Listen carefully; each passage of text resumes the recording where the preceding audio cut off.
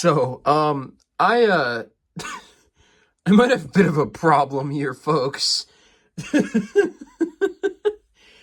Oh boy, this is what happens when you get into the world of Transformers collecting. They don't tell you. They don't tell you that this shit will happen, man. They don't tell you. They don't prepare you. But yeah, I've got quite a fat stack right now, and I should mention, of course, I've gotten this over the period of several months, but it's like in recording, getting new things, recording those things first, and then it's become a problem.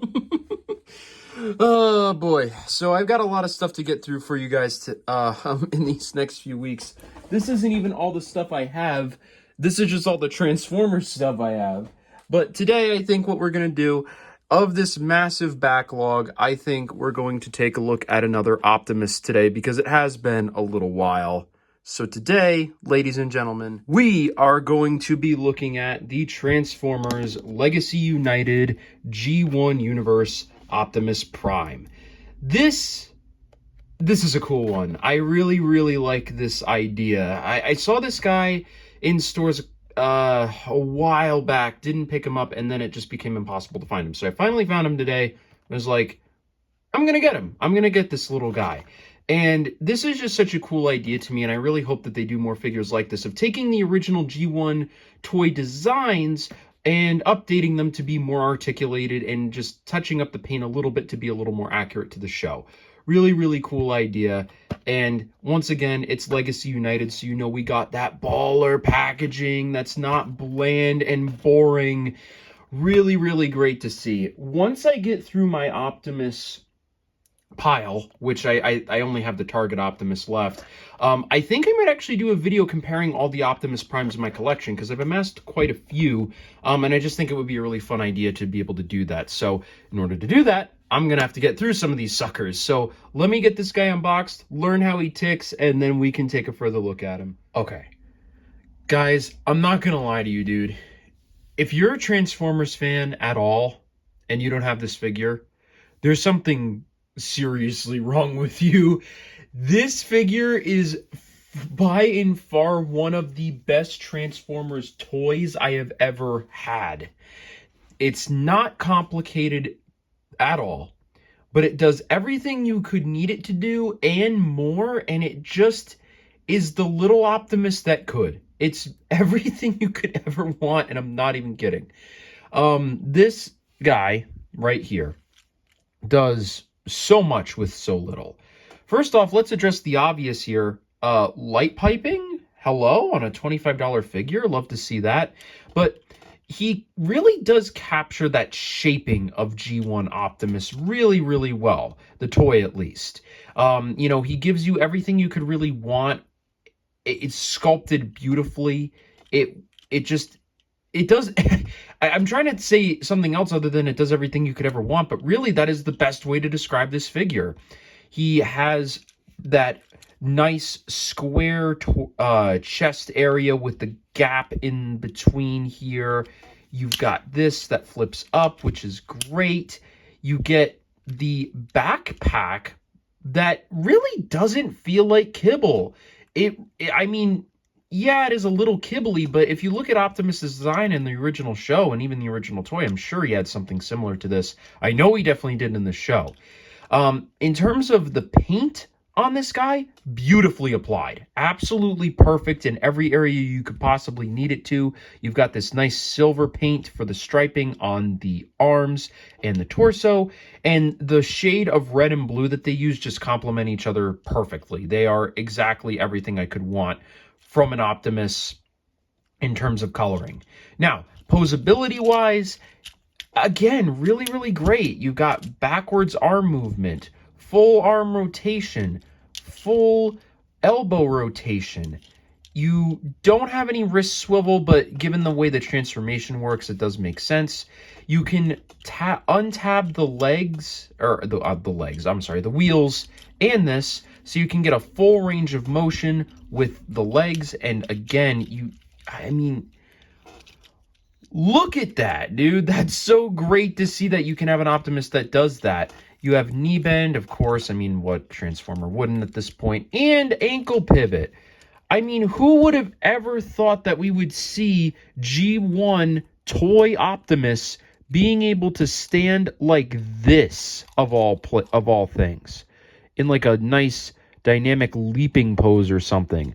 Who would have ever thought we could see that? That is insane, dude. And this is why I need whoever sculpted this, do more like this, bro. This shit, this is your niche, man. I mean, I could be saying this to the guy who designs all the Transformers that exist, but you get my point. This is stuff that we need to see more of. This is absolutely beautiful, perfect. And these toys, or at least these toy designs, are things that people are super nostalgic for because, I mean, this design is how the world was introduced to Optimus Prime. This is what started it all. And to be able to see it come together in such a nice, perfect little package is just great. And in terms of weaponry, he's also got a lot. He's got his Energon axe, of course. Again, honestly, with the Energon axe, you do lose a bit of what it's meant to do, given the fact that there's no wrist rotation. So I think this is probably going to be your weaker weapon, but still really nice to have, and it looks really great. Just, again, without the wrist swivel, it's a little bit lacking. He comes with 2 blasters. I don't really know why. My guess is maybe one is meant to be accurate to the G1 show and one's accurate to the G1 toy, because they are 2 different molds, but they look really neat, pretty cool. And you can, if you want, there is this peg. If you want to store one of them on his back, you can do that. I think it looks a little goofy, but given the fact that he has full weaponry here, you could have him holding the blaster, the axe, and then having one on his back. It gives you nice storage. So there's a way for him to have everything that he needs accessible. And you also get a matrix, which I admittedly don't think was necessary, especially when it has to look like this. But I mean, sure, you get a matrix. And then you just open up the chest cavity like that. It plugs right in. And there you go. Admittedly, too, it is a little weird for it not to be the opening doors, but I think this way is more accessible, and it works really, really well. Also, those clear plastic windows look really, really great. Just all around a fantastic looking figure, and does everything it's trying to do and does it perfectly. It doesn't throw in any extra gimmicks or play features or anything like that, to try and get more people to buy it. It does what you want it to. Again, I cannot think any other words to describe this figure. That is the perfect way. It does what you want it to. That seems to be the theme of this figure. And the transformation, again, oh, and I didn't show off. Head swivel is ball jointed, so full rotation there. But that seems to be the designer's philosophy with this toy, because even in the transformation, again, it's everything you could ever want. So you pin the legs together like this just to get them straight. You want them as straight as possible to start off, which means we'd also be folding in the tires and that, so you have that there. Now, we'll get this started, and it will be done as quickly as we started it. So you fold out the arms like this, rotate them around, fold them in like that. Do the same for each side, of course. All right, so you have that. Then just get these out of the way for the current moment in time. Now that we have that, we just want to fold down the feet and pin the legs together. The pinning is a little rough, but it's very, very easy. It's just once you pin them together, they're very easy to come out, at least on my copy. Then you fold down the legs like this. But don't worry about this pinning. I know it may seem to be a problem now, but it won't be in a minute.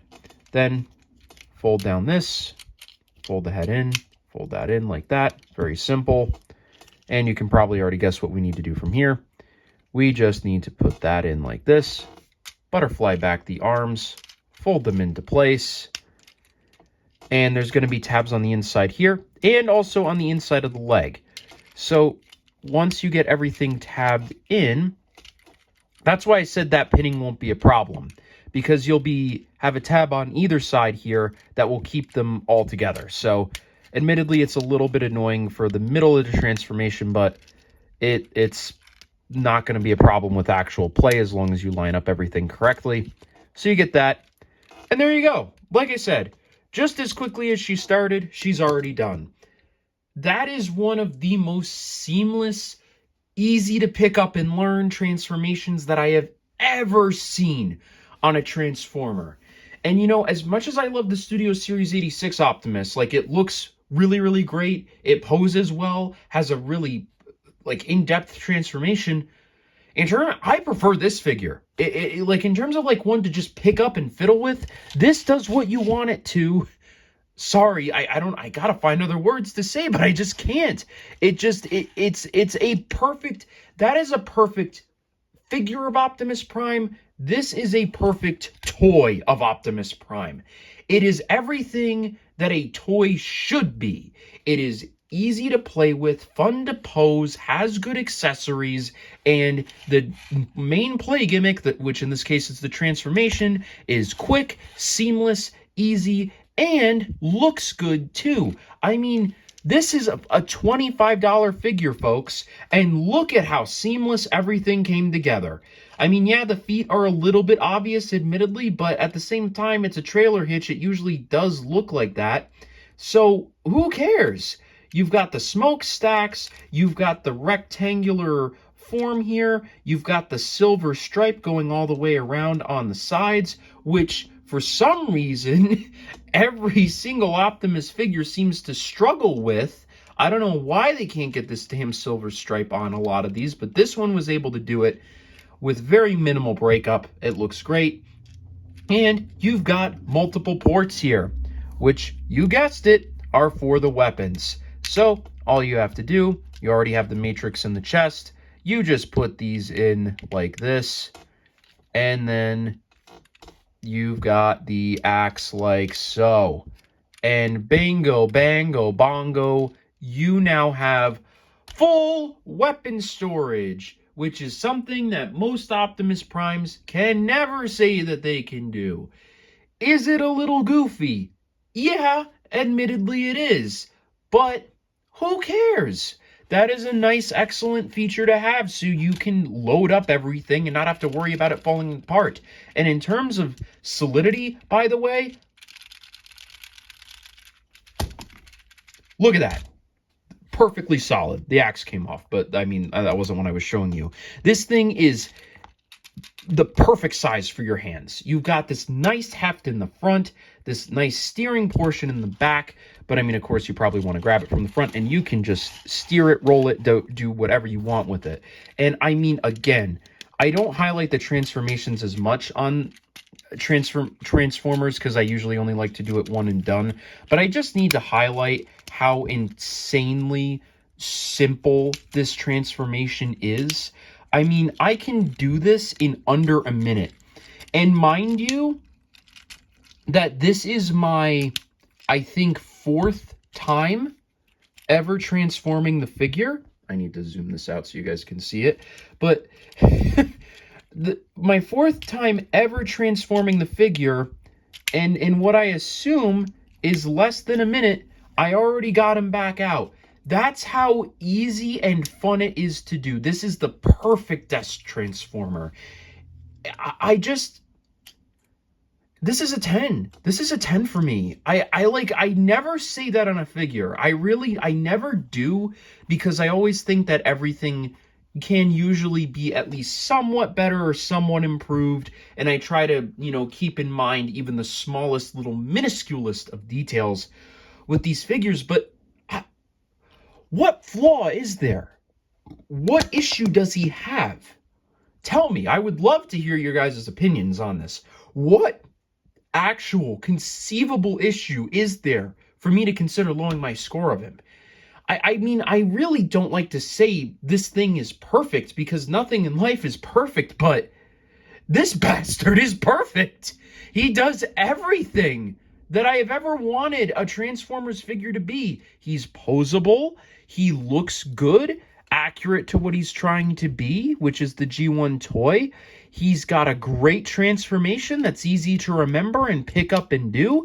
And his vehicle mode, also, aside from a couple of panel lines, looks very seamless and great. How could I have a problem with him? That's why I said at the start, if you are a Transformers fan and you don't have this guy, there's an issue. because this is the Transformer toy for me.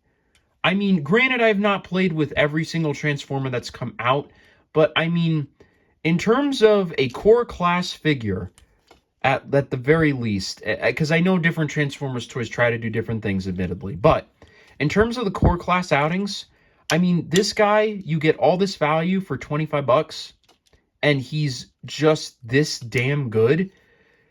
If you see him in a store, pick him up. You will not be disappointed.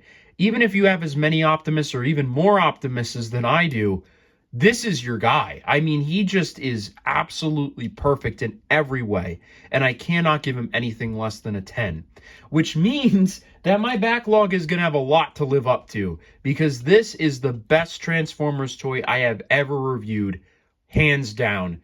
And yes, I reviewed the Studio Series 86 Optimus Prime. This guy is better, at least as a toy anyway.